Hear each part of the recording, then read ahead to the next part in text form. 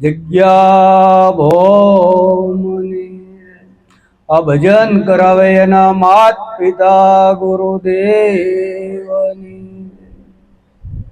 આજે આ પવિત્ર પુરુષોત્તમ માસ, એમાંય આપણે આ જલ દર્શનની પવિત્ર અને પાવન ભૂમિ ઉપર હિંમતભાઈ અને એના પરિવારે જે આ સત્સંગનું આયોજન કર્યું, સંતોને બોલાવ્યા, ભક્તોને બોલાવ્યા, એ બદલ ખૂબ ખૂબ ધન્યવાદ છે એ પરિવારને કે જેણે આવું આયોજન કર્યું. કારણ કે જે આ સત્સંગ ભજનનું જે આજનું આયોજન છે એ આખી જ્ઞાનની ગંગા ઘરે ઉતારી છે. આખી જ્ઞાન ગંગા ઘરે ઉતારી છે. જો ગંગાજીમાં નાવા જવું હોય તો અહીંથી ઘણો ખર્ચ થાય અને એટલો ટાઈમ પણ આપણી પાસે હોય નહીં, ઘણો ટાઈમ પણ જોવે. અને ગંગાજીમાં નાવાથી તો કદાચ આપણા શરીર શુદ્ધ થાય પણ મન શુદ્ધ થાય. પણ હિંમતભાઈએ તો એવું કર્યું છે કે જે જ્ઞાન ગંગા જ ઘરે ઉતારી છે અને એની અંદર જેટલા જેટલા જે કાંઈ નાય, જેટલા જ્ઞાન ગંગામાં જે ડૂબી જાય એનો બહુજળ સિંધુ સુકાઈ જાય, એનો બહુજળ સિંધુ સુકાઈ જાય. આવું મહાન કાર્ય કે જે આ બધાને ગંગાજીમાં નાવા લઈ જાય તો ઘણો ખર્ચ થાય અને બધા જઈએ ન હોય કે, અને જાય તો એનું શરીર શુદ્ધ થાય પણ મન શુદ્ધ થાય. તો આવું મહાન કાર્ય જે પરિવારે કર્યું છે એના બદલ ખૂબ ખૂબ ધન્યવાદ છે એ પરિવારને.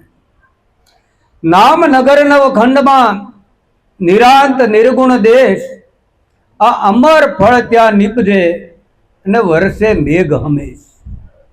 તો નામ लिया तेने सब लिया, सकल शास्त्र का भेद, આ बिना नाम नर के गए पढ़ पढ़ सारे वेद. એવું તો કયું નામ કે જે નામ લેવાથી સકલ શાસ્ત્ર, 4 વેદ, 18 પુરાણ બધાનો સાર બધું એક નામની અંદર સમાઈ જાય. આવું જે નામ છે, એવું નામ આપણે જ્યારે સદગુરુના શરણે જઈએ ને ત્યારે આ નામની પ્રાપ્તિ થાય છે. બાકી નામ નગર નવખંડમાં તમારી નજર આખે પૃથ્વી પર જ્યાં પડે, આખા જગતમાં જ્યાં પડે ત્યાં બધે નામ રહેલું છે. નામ વગરનું કોઈ ઠામ ખાલી. જેવી રીતે આખા વિશ્વની અંદર નામ વગરની જગ્યા ખાલી નથી, એમ આ પિંડની અંદર પણ તમે જ્યાં આંગળી મૂકો ત્યાં નામ છે ને નામ વગરની કોઈ જગ્યા ખાલી નથી. એટલે આ જે નામ, જે વ્યાપક નામ કીધું છે, ઈ નામ તો અનામ છે. ઈ નામ અનામ છે અને ઈ નામને જો જાણી લઈએ તો કોઈ શાસ્ત્ર પછી વાંચવાની જરૂર રહેતી. અરે શંકરાચાર્ય તો કહે છે કે જ્યાં સુધી તમે સદગુરુના શરણે ન જાઓ ત્યાં સુધી કોઈ પણ પોથી પુરાણ વાંચો તો તમારું કોઈ કામનું નથી. હું કામ નથી કે તમને એમાં કાંઈ સમજ જ નહીં પડે, ગમે એટલું વાંચ્યા કરો, પણ જો સદગુરુના શરણે નહીં ગયા તો એ પુસ્તક ગમે એટલા વાંચ્યામાં તમને કાંઈ સમજ પડશે. પાછું એવું પણ કીધું કે તમે સદગુરુના શરણે ગયા અને જો શાન લઈ લીધી, નામનું જ્ઞાન લઈ લીધું, પછી પણ આ પુસ્તકો વાંચવાની જરૂર નથી. કારણ કે જે કાંઈ પુસ્તકો કહે છે, જે વેદ કહે છે, જે પુરાણ કહે છે, જે શાસ્ત્ર કહે છે, એ બધાનો સાર સદગુરુ આપણને એક નામની અંદર આપી દે છે. પછી ગધા વેતરું બધું છોડી દેવાનું, પછી કોઈ મહેનત કરવાની નથી. આ એક નામની અંદર સદગુરુ આપણને બધું સમજાવી દે. એટલે નિરાત મહારાજે પણ કીધું છે કે રામ નામ તો રાખ્યા હૃદયમાં, કાઢ કલ્પના કાશી રે. રામ નામ તો રાખ્યા હૃદયમાં, કાઢ કલ્પના એ આદિ અંત ને મધ્યમાં બોલે ઈ વસ્તુ છે હાસી રે મધ્યમાં બોલે એ વસ્તુ છે સાચી રે. એ વિના મૂળનો ઈ છે વેલો મન વાણી પર લાજો રે મૂળનો એ છે વેલો મંડળી પરવાજો રે. એ અનુભવી આને અંતર માહી નેહ નિરંતર લાજો રે અનુભવી આદિ અંતરમાહી નેહ નિરંતર વાજો રે. એ વિના પંખનો ઈ છે પંખી વણ ઇન્દ્રિયનો ભોગી રે વિના પંખનો એ છે પંખી વનરજનો ભોગી રે. એ વિના પિંડનો ઈ છે પ્રાણી વિના જોગ સંજોગી રે વિના પિંડનો એ છે પ્રાણી વિના રોગ સંજોગી રે. એ વાણીમાં આવે ઈ તો વણસી જાવે નિરવાણી પદ હાચો રે વાણી માયા વર્ષી જાવે નિર્વાણી પદ સાસુ રે. એ નામ રૂપ ને ગુણથી ન્યારો જાહેર પદ ને જાસુ રે નામ રૂપ ને ગુણ દિયારો જાહેર પદ ને દાસુ રે. એ ઉત્પત્તિ પર લે નહીં આદયનાદિનો એવો રે ઉત્પત પર લઈને નાહી અદયનાદિ એવો રે. નિરત નામ ગુરુ તર તારણ સદોદિત ને સેવો રે નિરંત નામ કરણ તારણ સદા દિલને સેવો રે.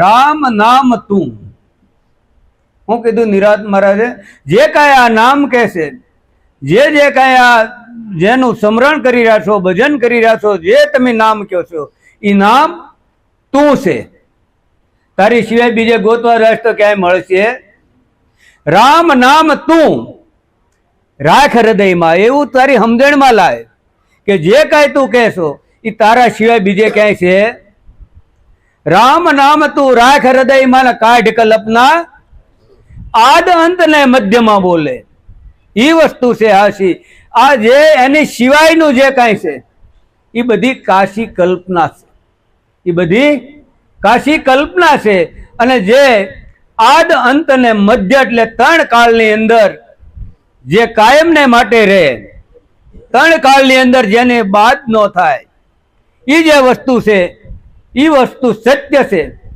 અને એને જ જે સદગુરુએ આપણને નામ સમજાવ્યું એની સિવાય બીજે ક્યાંય છે તો કે જ્યાં સુધી તમે આ નામ સિવાય આત્મા સિવાય બીજું જે કાંઈ વિચારો એ બધી કલ્પના છે અને કલ્પના બધી કાશી છે એ સત્ય વસ્તુ નથી તમે આ દેહ તો કે દેહ હું છું જો એ માન્યું તો પણ એક કલ્પના છે દેહ તમે નથી જેમ મકાનની અંદર રહેવા વાળો મકાનથી જુદો છે એમાં દેહની અંદર રહેવા વાળો દેહથી જુદો છે. આ દેહ છે એ તો 5 ભૂતનો છે. આ 5 ભૂતમાંથી પ્રગટ થયેલો અને પાછો 5 ભૂતની અંદર વિસર્જન થઈ જવા વાળો છે, કાયમ રહેવા વાળો. દેવ દાનવ માનવ કોઈનો દેહ રહ્યો નથી અને કોઈનો રહેવાનો પણ, કારણ કે એ જે છે એ કલ્પના માત્ર છે. સત્ય વસ્તુ, સત્ય તો એક આત્મા છે અને આત્મા એ જ પરમાત્મા છે. પરમાત્માને જો ગોતવા બહાર રહી તો ક્યાંય કોઈને હજી સુધી મળ્યા અને મળશે પણ જેટલા જેટલા સદગુરુના શરણે ગયા એને પ્રગટ પરમાત્માના દર્શન થયા ને એને ક્યાંય મૂળ સંદેહ વગર હાલતા ચાલતા બોલતા પ્રગટ વાતો કરતા પરમાત્માનો અનુભવ સદગુરુના શરણે જવાથી થાય છે. એટલે જેમ આપણે સોનું હોય, સોનાની લગડી હોય તો એ સોનું છે.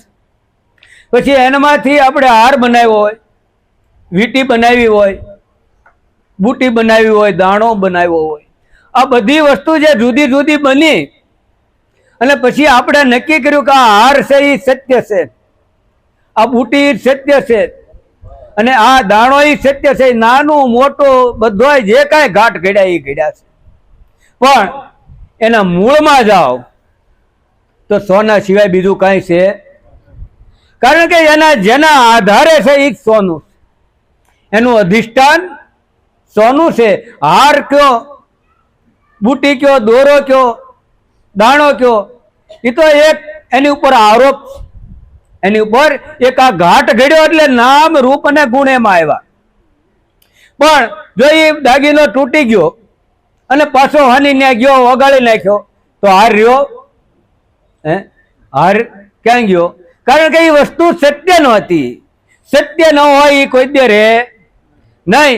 એમ આ જગતની અંદર પરમાત્માથી જે અધિષ્ઠાન છે, જે આત્મા એ જ પરમાત્મા. પછી એની અંદર આ બધું માનવ, પશુ, પક્ષી, આ જે કાંઈ બન્યું છે એ અધિષ્ઠાન એનું આત્મા તત્વ છે. એની સિવાય એકેની અસ્થિ નથી. પણ જ્યાં સુધી આપણી દ્રષ્ટિ નામ અને રૂપની ઉપર પડે છે ત્યાં સુધી આ સંસાર આખો ઉત્પન્ન થાય છે. આખો સંસાર નામ અને રૂપ ગુણની ત્રિપુટી પર આપણી દ્રષ્ટિ પડે એટલે આખું જગત દેખાય. પણ જ્યારે સદગુરુના શરણે ગયા અને જો આપણી દ્રષ્ટિ પલટાઈ ગઈ, આપણી દ્રષ્ટિ જો પલટાઈ ગઈ, જો આંતર્મુખ થઈ ગઈ, અસ્થિ, ભાતિ ને પ્રિય એ જે ત્રિપુટી છે એની પર જો આપણી દ્રષ્ટિ પડી એટલે આખા જગતનો લય થઈ જાય અને તમારી દ્રષ્ટિમાં પરમાત્મા સિવાય બીજું કોઈ આવે. જ્યારે નરસિંહ મહેતાને પણ આ જ્ઞાન થયું ત્યારે એને કીધું કે આંખ મારી ઉઘડી અને સીતારામ. જ્યાં સુધી આ જ્ઞાન નહોતું થયું, અજ્ઞાન રૂપી ઊંઘમાં હતા, ત્યાં સુધી આ બધું ભાસતું હતું. પણ જ્યારે જ્ઞાનની અંદર જાગી ગયા પછી તો જેમ છે એમ, જો જગત કાંઈ બદલ્યું નથી, જગતમાં કાંઈ ફેરફાર નથી કર્યો, સેમ નામ છે. ફેરફાર કેમાં થયો? આપણી દ્રષ્ટિમાં. જેવી દ્રષ્ટિ એવી સૃષ્ટિ, ગુરુ વચને અમૃત વરસતી. આ ત્રીજું લોચન ખોલ્યો, સુરતા તો હા સુરતા કારે લહેર્યું જ્યારે ત્રીજું લોચન ખુલે તારે. અને જ્યારે ત્રીજું લોચન ખુલે એટલે તમારી દ્રષ્ટિની અંદર નામ રૂપ ગુણની ત્રિપુટીનો બાદ થઈ જાય. અસ્થિ, ભાતિ ને પ્રિય જે એ ત્રિપુટી છે એ પરમાત્મા પરિબ્રહ્મની છે. અસ્થિ એટલે હોવું છે. હિંમતભાઈ છે કે નહીં? જે છે, જે કાયમ માટે છે. તો આ માયક છે, આ મકાન છે.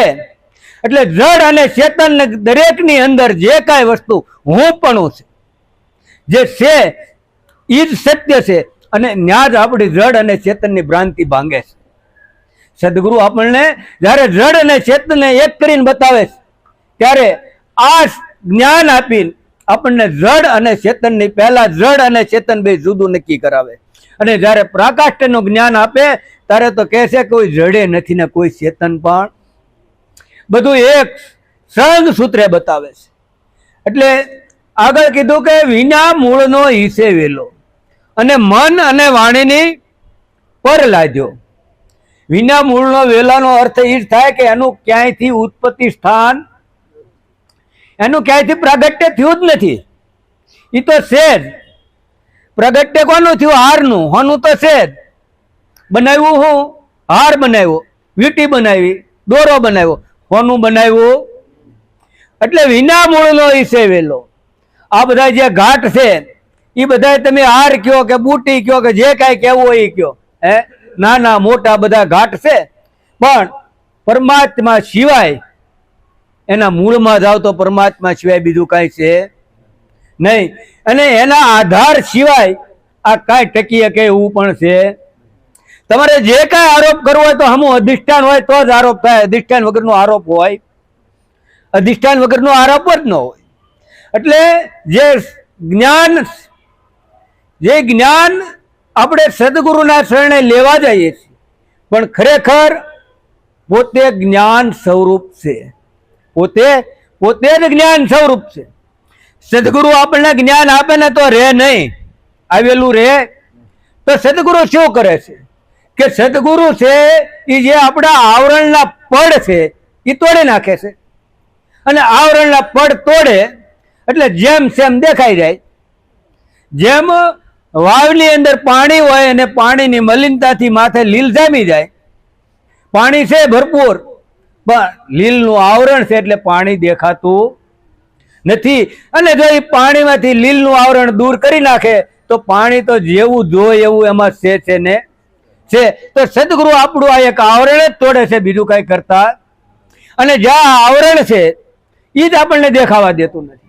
આ આવરણ છે એ જ આપણને બધી માથાકૂટ કરે છે. અને એ આવરણ આ ત્રણ લોકની અંદર સદગુરુ સિવાય કોઈની તાકાત નથી આવરણ તોડી શકે.